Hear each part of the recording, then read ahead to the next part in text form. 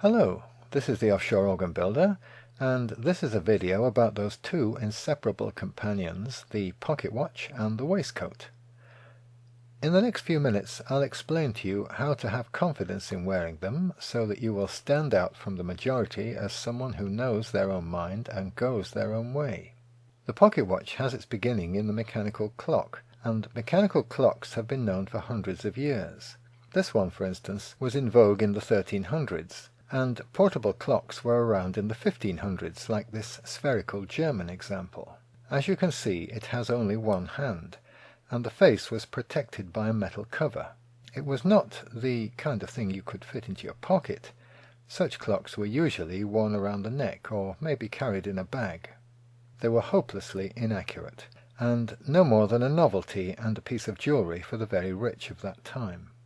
This portable drum clock dates from around 1550, and it incorporates a sundial as a more accurate way of telling the time, and also a means to set the mechanism.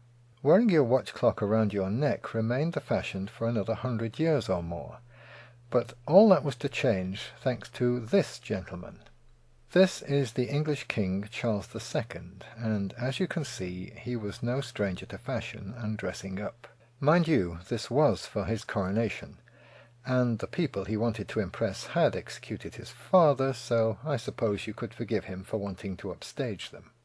Anyway, for less formal occasions, he is credited with the idea of a sleeveless coat cut short at the waist. And so the waistcoat was born, or rather I should say made fashionable.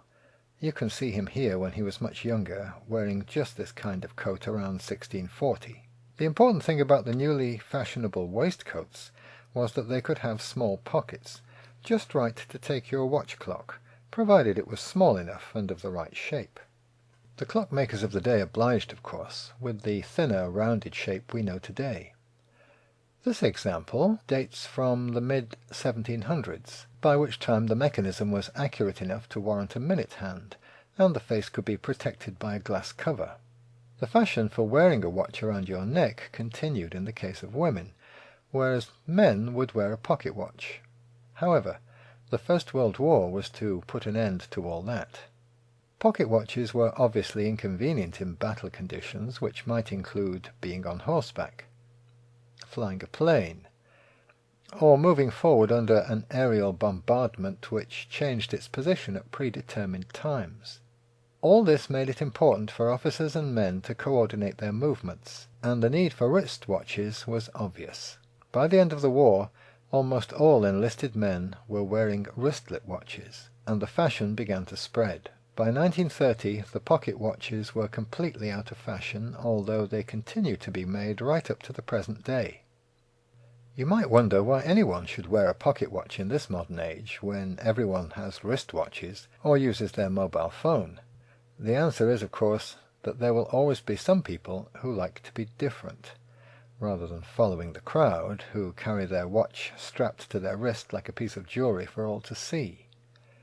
There's nothing wrong in that, of course, but if you're looking for an alternative approach, you will certainly get more attention if you don't have anything on your wrist, but have to produce the watch from your pocket instead. However casual you are, people will notice, and many will ask about it. And if you do like to show off your watch as jewelry, well, there are ways of drawing attention to a pocket watch even when it's stowed in your pocket, as we shall see. However a watch is worn, you need a safeguard against dropping it. You need a ribbon, cord, or chain called a fob. Confusingly, the word fob also came to mean any ornament hung from that chain, and also the pocket which held the watch itself. One fashion, popular for the Regency gentlemen but no longer seen, was to fasten the watch to a short fob, in this case a ribbon, and tuck it into the front of your fitted trousers, leaving the fob to hang outside. You need a tailored waistband, or in modern times a belt, for this. When you need to know the time, just pull out the fob and the watch will come with it. You hardly ever see this method now, though it would work, probably best with a leather strap as a fob, for those many who wear jeans. The industry standard for jeans specifies 5 pockets, the last one being the watch pocket, introduced for the miners and cowboys in 1890 by Levi Strauss, but now made too small to hold most pocket watches. Usually, though, pocket watches are kept in a pocket of some kind, and as the fob often takes the form of a chain, it must always be kept hanging outside the pocket, and never slipped in with the watch. This is partly from fear that the chain will scratch the watch, and partly, when worn with a waistcoat, say, to show off the chain with any seals or other ornamental pendants which might be hung there. Pendants, literally something which hangs, can take any form. This Victorian one, for instance, is quite common, and consists of a bloodstone in the centre, with the setting and chain of gold. Bloodstones, by the way, are usually red, showing some green, or vice versa, like this one is. Here is another pendant, this time a monogram in gold wire. Or this one, an Elizabethan sixpence from 1565. Surprisingly, these are not that uncommon and still turn up on eBay. If you want to wear a pocket watch for everyday use, the best place is in your trousers pocket, and in this case the fob should not be a chain, but a cord. I say a cord rather than a chain, because a chain slipped into the pocket with the watch will scratch its case and glass in a very short time. On the other hand, a chain left hanging outside the pocket of a pair of trousers or jeans is bound to catch on something and drag out the watch. So, whatever is tethering the watch, it must be slipped back into the pocket, and a cord is the answer to this problem. Nothing metallic of any kind should be kept in the same pocket as your watch, not even the small metal clasp or hook where the watch attaches. With a little preparation on your part, you can use one of those cords which opticians supply to people who like to keep their glasses around their necks. Just make sure you avoid the ones with metal links. Get a corded one and fit a large keyring onto the end. The other end should have any metal fastenings removed from it and be fitted around the loop of the watch above the winding crown. The best way is to slip the cord around the watch's metal loop and then bind it in place with a strong sewing thread. Painting over the finished sewn joint with a little carpenter's glue or nail polish will stop any fraying. Now, with the watch in your pocket, tuck the keyring over the waistband of your trousers and slip it under your belt, if you have one. You will find that there is no need to fix it in any other way. It won't slip out, but it will give you that extra degree of security when handling your watch. I have a manual job involving a certain amount of crawling into tight spaces, and a wristwatch would soon be scratched and damaged, which is why I don't wear one. But I have worn my gold-cased pocket watch day after day for many years on a cord in my left-hand pocket, and it has never been damaged. If you are wearing a jacket, you can always wear your pocket watch in its top pocket. This was common years ago amongst the British upper classes on their country estates, usually when wearing a tweed suit, and President Roosevelt was no stranger to this idea either. Wearing a pocket watch in this way is now so long forgotten as to be an intriguing novelty. If you want to reintroduce this custom from the past, you will need a short cord or chain, sometimes called a button chain, or a narrow leather strap with a T-bar or button on one end. The T-bar passes through the buttonhole of your jacket's lapel, often from behind, showing the bar or button at the front, but the other way around is equally acceptable. It is not usual to have a chain hanging from your top pocket, so any strap or chain must be short, with the watch just barely hanging from it, so that the watch itself is not in danger of being scratched. Neither will it drag on your lapel. Pocket watch straps are still made, and a strap is the surest way to avoid scratching your watch, but a chain is undoubtedly more spectacular. An alternative to a T-bar through your lapel buttonhole is a lapel button, which you can buy as a separate item. But an ordinary clothing button will do just as well, provided it is of the kind with a stud at the back, with a hole for the thread. Just be sure to tie it to your chain or strap with a very strong button thread. These are all examples of clothing buttons which can be used as lapel buttons. I prefer a button which is small enough to fit through the buttonholes of a waistcoat, so I can wear my watch that way as well if I wish. From a fashion point of view, I think less is more in this case. The final option is to wear your pocket watch with a waistcoat, and there are several alternatives to consider.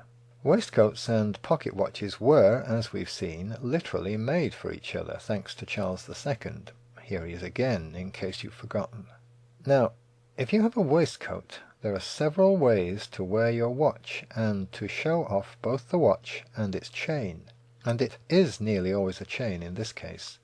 Also, there are pendants which may be hung from that chain, so there is a wide scope for individuality of choice. Traditionally worn to impress or for Sunday best, the chain was a gold one, with the links made as ornaments in themselves, and in a number of sizes to suit the preference of the owner. As well as holding the watch on one end, the fob chain could have other pendants attached to it. As we've seen, the bloodstone in a gold setting is quite a common one, whereas this one, in the form of a golden trumpet, is actually the key needed to set the hands of the antique watch by Rossi which we saw earlier. Antique watches, chains and pendants are still readily available, and new ones continue to be made for pocket watch wearers. If you buy an old watch, be sure that it's in good working condition, unless you just want to wear it on rare occasions for its appearance, of course. Whilst modern quartz pocket watches are made, there's something fascinating about a mechanical watch which you don't get from its electronic equivalent. Some of the new mechanical watches, like the one we saw earlier from the Pocket Watch Waistcoat company, make a feature of the mechanism by having a case opening to both front and back, with spring-loaded covers, which release easily, both for telling the time and to show off the workings. You could have a battery watch made to look traditional, and though they're half the price and keep very good time, they will not be so long-lasting nor as interesting as the mechanical watch. A good mechanical watch is something you can keep for a lifetime. As to waistcoats, most are single-breasted, that is to say, their left and right sides button together down the wearer's center line. A good quality waistcoat will have at least one pocket on each side for your watch. You can keep the watch itself in either pocket. Being right-handed, I prefer to keep my watch on the left side, but it doesn't really matter. The chain, as we have seen, must not be slipped in with the watch for fear of scratching its case, so it hangs free. If your watch comes with a belt clip, this should be removed when wearing the chain with a waistcoat. It just doesn't look right, and in any case you can't fit it through one of the buttonholes in the usual manner. The spare or unused end of a short chain can be fitted with a button or T-bar which is fed through the buttonhole which lies a little higher than the watch pocket. Any pendant hangs from the buttonhole end, where its movement draws attention to the chain. This arrangement is sometimes called a half Albert, after Prince Albert, Queen Victoria's husband. Often the chain is of twice the length needed to reach the center buttonhole, in which case it is slipped through the buttonhole and dropped into the unused pocket on the other side. This is the so-called full Albert arrangement. The spare end, the one without the watch, usually needs to be weighted with some small object, and a very early custom was to add another watch, usually a false one. This custom gave way to keeping a small penknife or other token, useful or ornamental, on the end of the chain opposite the watch. Remember, though, that whatever you use must be capable of fitting through the center buttonhole or loop of the waistcoat, so your chain will need a small hook or clip so that large items can be made removable. If you have nothing suitable, you could always use a safety pin fixed to the inside of the spare pocket. It has been found that if you wear a chain with a favorite waistcoat often enough, you can damage the buttonhole, and for this reason some tailors provide an extra buttonhole just for the chain. The Pocket Watch Waistcoat Company goes one better and provides a loop for the T-bar or button of the chain, which gets over the problem altogether. If your chain has no T-bar, a small clothing button can be sewn on and slipped through the loop, and this fixes the middle of the chain as the suspension point.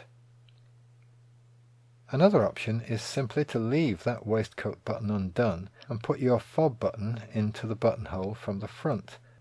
Depending on the waistcoat, this may be hardly noticeable, and can certainly result in the neatest appearance. By the way, the Pocket Watch Waistcoat Company always provides a spare button, and this can be used as a fob button.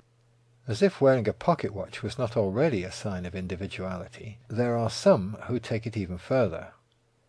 Here, for instance, we see Sydney Greenstreet, an actor known for his fulsome girth, making a virtue out of an impressive acreage of waistcoat and a heavy gold chain with enormous links, worn high up in a variant of the half-Albert position.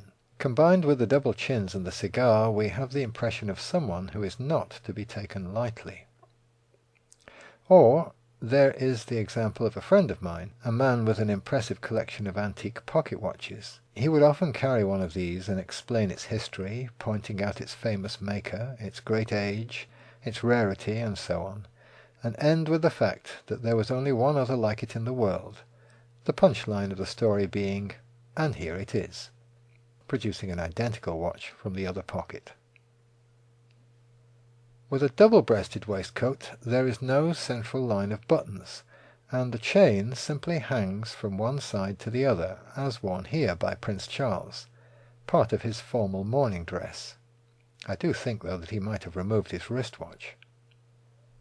Notice, by the way, that his formal dress waistcoat is cut with a straight hemline at the bottom, and so does not have the bottom button undone, as is customary with the more usual waistcoat, where the bottom hem ends in 2 points.